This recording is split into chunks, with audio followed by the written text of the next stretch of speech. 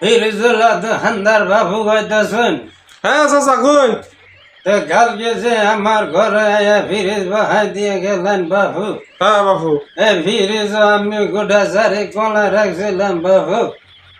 এই গলা সকালে উঠে দেখি এই গলা গোলা গলা তুতুরা হয়ে গেছে বাবু।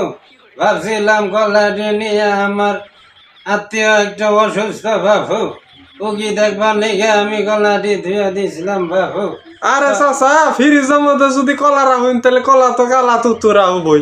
ফ্রিজের মধ্যে রাখবেন মাছ মাংস দুধ ইত্যাদি ডিম এগুলা রাখবেন, কলা রাখলে তো কালা তুতুরা হবই। আচ্ছা বাবু, ওটা তো আমি বাদি দিলাম বাবু। হ্যাঁ ফিরিজ আমি যে কালকে রাত ভিক্ষু রাখছিলাম বাবু, সকালে উঠে দেখে বাবু আমার ভিক্ষু গুলা বাবু আমার ভোলা গোয়েন নাহান তেন্তলাম হয়ে গেছে বাবু।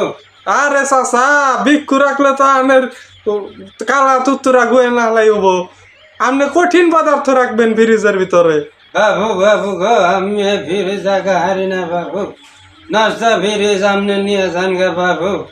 নষ্ট ফিরিজ দিয়ে আমি কি করবো বাবু, আমি গরিব মানুষ বাবু। আরে চাচা ফ্রিজ তো নষ্ট হয় নাই, নষ্ট হইলে নাই ওয়ারেন্টি আছিল ঠিক করে দিতাম।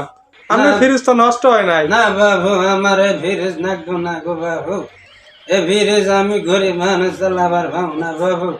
আনের ফিরিজ আনে নিয়ে যান গা না, আমার জায়গাগুলা দিয়ে যান বাবু।